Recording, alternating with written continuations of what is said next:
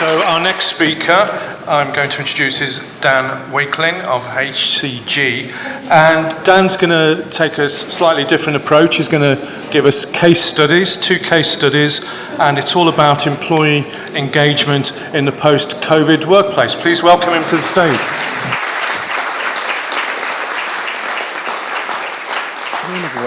My name's Dan Wakelin. I'm a director at HCG, Workplace Strategy and Change Management. And for the last 4.5 years, alongside working, I've been doing a part-time doctorate.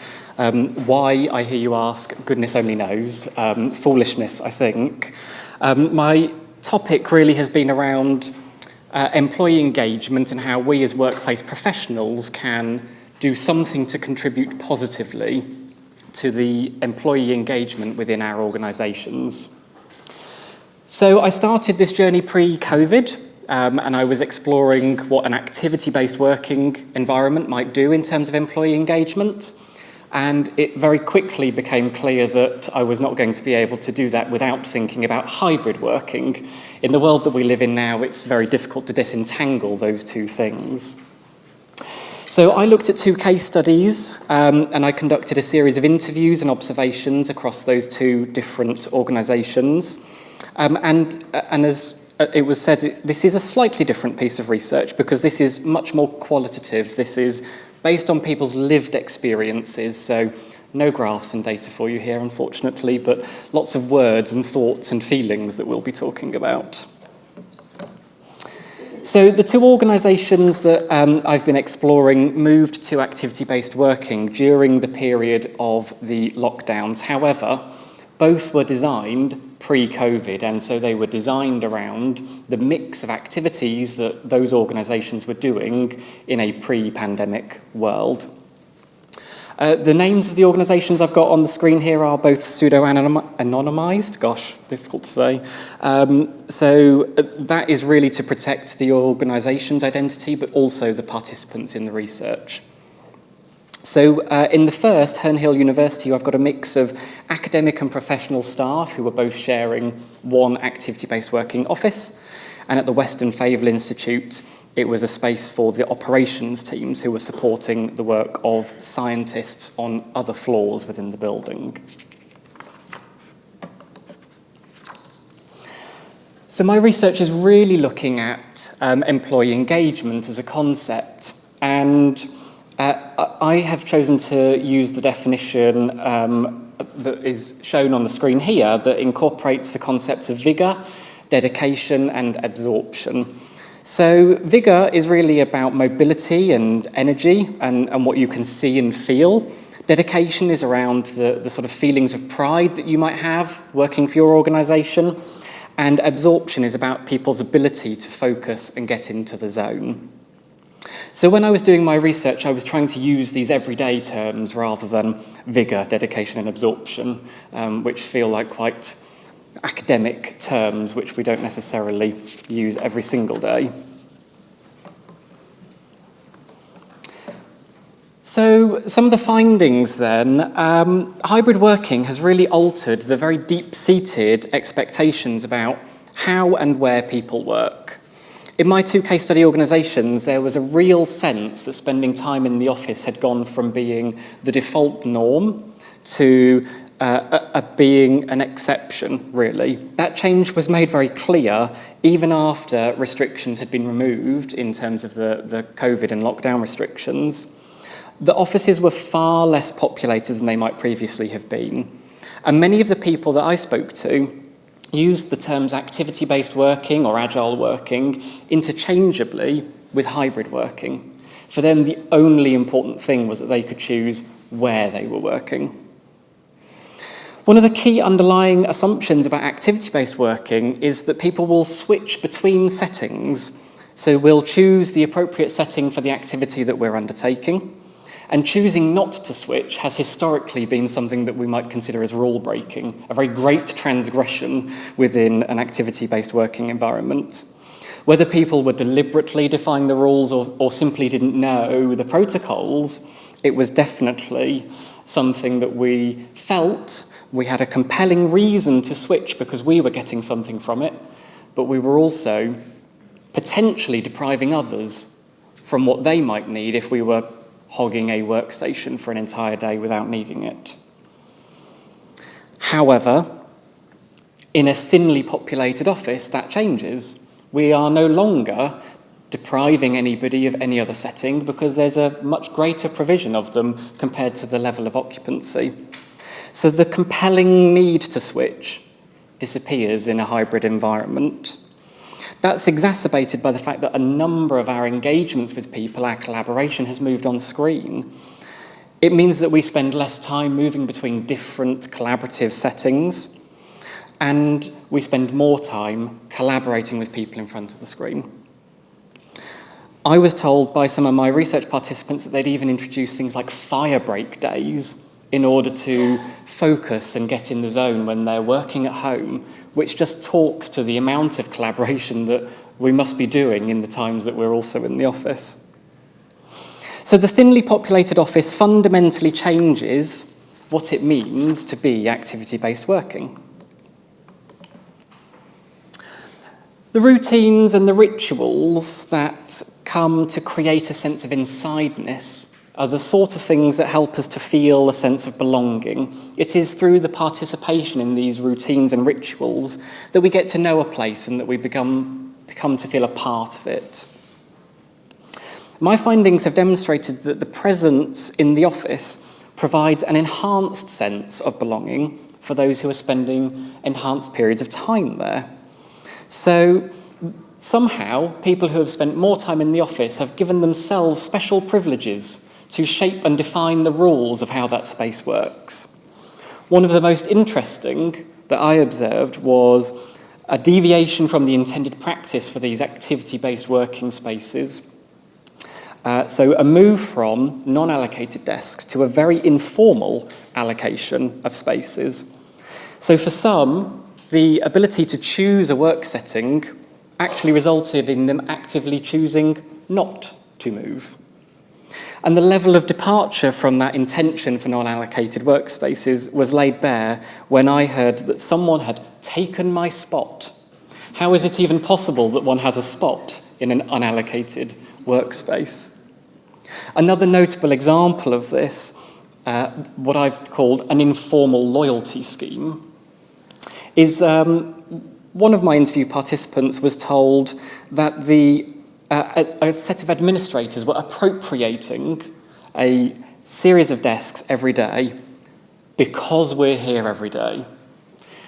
That deviation from the intended norm for the space was absolutely legitimate because they were there all of the time.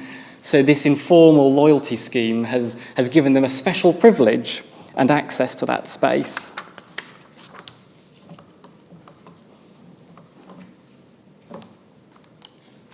So what does all of this mean in terms of employee engagement? Well, there was far less visible energy or mobility in both of the workplaces that I explored, partly because there were fewer people there, partly because the times that people were there, they were collaborating with those who were somewhere else, and they were therefore collaborating through the screen, and that removed the need for them to be moving around the office. So the buzz that we typically expect to see and feel in these sorts of environments was largely absent in both of these case studies. Absorption was just much harder to achieve because of all of these calls on screen generating noise, and I talked about those fire break days that tell us something about where people are doing their heads down focused work. And there were mixed views on pride. Some of it was about aesthetics, some of it was about how the space looked. But mostly, the people who talked about feeling proud of the environment they worked in talked about their freedom to choose where and when they worked as being the thing that they were most proud of. So what? What does this mean for us as workplace professionals? Well, one of the most fundamental changes here is the move towards collaborative activities being undertaken individually. This means that we have to change how we see engagement, but it also means that we have to change the spaces that we provide. To be done effectively, that sort of collaboration requires quiet, individual spaces that offer privacy. That privacy seems on the surface to be at great odds with the idea of openness and transparency that are often associated with activity-based working environments. And the idea of hiding in one of those spaces has, until now, been a very great taboo, a transgression in those sorts of spaces. So where collaboration is the intention, we often see openness and transparency designed into our spaces. And both of these case studies, that was very much true. They had both removed partitions and even glazing to open spaces up more and make them feel more transparent. My suggestion is that that view is now outdated as a review of our changing habits of collaboration, and it's superseded by our hybrid approach to our interaction, which actually requires more privacy. So in a hybrid world where people collaborate with their geographically dispersed teams, through their screen, there is perhaps a greater need for enclosed spaces which provide privacy, perhaps ironically, privacy from those people who are also present in the office, in order to collaborate with people who are located somewhere else. So instead of that being seen as antagonistic to transparency, these private spaces can actually be seen as facilitating vigour and absorption, which are both critical to employee engagement, by providing space for this new form of collaboration and minimising the distraction to the other people around them. And with that comes even less need for a switching between workstations. So we also need to lose the idea that that is in some way rule-breaking. So hiding, whether that's physically or just with headphones, can actually equal collaboration. And in fact, for a lot of us, the absorption that might have been done whilst we were hiding previously now seems to happen somewhere else. So, employees will tend to look for alignment in two forms. Firstly, that the organisation that they are working for is consistent in terms of its values and its mission with their own individual values. And secondly, that the organisation's behaviours and actions are in accordance with those stated values. When employees perceive organisations living those values, they're more likely to invest more time and energy into their work. How the workspace is designed can impact how we feel about our work. It impacts our commitment to that organisation because the physical workplace provides the physical manifestation of that strategic narrative, or put simply, the stories that the organisation tells about itself. When that strategic narrative is misaligned from the physical environment, we see incongruence. An organisation that speaks of flexibility but manages by presence will absolutely struggle to introduce something like activity-based working. Where the narrative and the workplace are aligned, we find opportunities to improve employee engagement. So whether we notice it always consciously or not, the workplace is always doing something. It's always saying something about the organisation. So my challenge to you is to make sure that your workplaces are doing and saying the things that you want them to say. Thank you very much.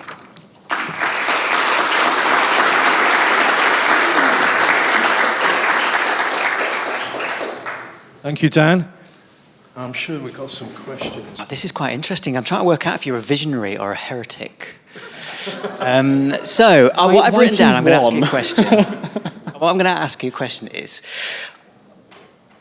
what it feels like the message for years has been activity-based working is the progressive future for space, says us. Mm-hmm. But actually, we know statistically that more projects are not activity-based than are. And we know that we've spent decades trying to land this. So my question is, do your findings reinforce, advance, or challenge activity-based working as a concept? I think it is not about advancing one particular style over another. It is about choosing the one that is aligned to your organisation. So if your organisation speaks of flexibility and choice and autonomy, activity-based working may well be the way that you wish to work. It may well be well aligned with those things that you say about yourself as an organisation. If your organisation introduces activity-based working but talks of presence and talks of something that is completely misaligned with flexibility, choose something else. Don't pick activity-based working. To be continued on the Workplace Geeks podcast. Look forward to it. That's a great point. And Mark always says as well, that one of the choices is sitting in the same place at the same time. And you brought that up in your Absolutely. research, found that too. And questions. I'm going to go to the lady in the red at the front. Hi there, Dan. Thanks. That was really interesting. I'm Leah Jones from the Government Property Agency. We've been finding similar things when we've been doing research as well, and we've looked at individual work styles and more collaborative work styles. What we're finding is more individual people are having a worse experience in the office than more collaborative, and we're finding a lot of what you're saying, people are collaborating through their screens. Yep. So we've got this perfect storm. People are not moving, they're collaborating at their desks. You've got people trying to do individual work also at the desks. And you've got these people doing it in the same location. Perfect storm. Any suggestions or solutions? Because this is where we're a little bit stuck. Wow. I think it's sort of the same thing again. It's about providing the right mix of spaces for the activities people are doing, and hiding spaces, as I referred to them as, are perfectly appropriate. They might not have featured in how we imagined a workplace 5 years ago, but I think if we're doing a lot of calls and that is a very legitimate form of collaboration, then spaces to do that quietly and maybe camp out for a long period of time may well be a very legitimate way to configure your space. I'm a fan of nooks and crannies, and it's Nooks part and of the crannies. biophilic design agenda. But yeah, interesting. And also, is it about leading by example? Is it like, do we have to be shown it's okay not? You shouldn't be doing having the chat and the talking when someone's trying to make that video call, and maybe they should be somewhere else when they're trying to do it. Absolutely. Yeah. Lead by example. Conrad. Thanks for the really enjoyable. I appreciate that. It was reflects my own experience quite a lot in the workplace at the moment. But I was interested in. I always come back to the sort of why, and we have seen where I'm working currently at the moment. We have seen similar findings that you're finding. But one of the things that we have found is that yes, people are hogging or want their space more. They are still moving, but they're not vacating. And a lot of the original activity-based working was on the fact that, okay, you're going to move from that set, you're going to take your stuff with you, that setting becomes available. Yes. What we're finding is that people are moving to the settings, but they're also, they want their workspace and they're staying there, their belongings are staying there. And I was interested in my theory, if you like, on that when I've spoken to people, is it comes back to fear in a way, and also the benefits of physical presence that we've touched on before. It's because you're only in the office for a few days a week, it's much more important that you sit with your team, with your people, because you're grabbing that opportunity to spend physical time with them. Yeah. Whereas over a 5-day week, it might be less important.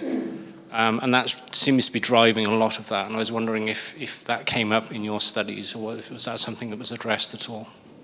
Yeah, it's not something that was necessarily explored here. The interesting thing is that this was in the very early days, actually, of kind of coming back into the workplace. But I definitely recognise what you're talking about. It is very important for people to spend time with their team when they're coming into the office. I guess where that takes us, though, is that the push for efficiency might have to be on hold a little bit here, right? We might have to allow the fact that people have more than one setting that they're using at any one time, and that's okay. Yeah. And to a certain extent, the fact that our office is slightly more thinly populated might offset a little bit there. But I think the push for one setting, one person, you know, maybe we have to let go of that. Yeah, I would agree. Thank you. Choice again, you've said it, Yeah. you've got to have the choice of settings and allow people to explore and determine which are the right ones for them, Right. rather than dictate it. Yeah. I'll take one last question if it's still there. Great, thanks, Nigel. A really interesting presentation. Thanks, Dan. I want to just follow up really on one aspect to it. You were talking initially there around collaboration and people going into an enclosed space for that, and therefore the assumption is that that's virtual collaboration. What were you seeing therefore in terms of face-to-face as in-person collaboration, or indeed just to confuse it more, hybrid? What was happening with that? Yeah, the in-person collaboration is still happening, but I think to the earlier point, that doesn't necessarily mean that people are giving up those individual settings to do that. Hybrid collaboration, as I'm sure everybody knows, is the most challenging of all of the forms.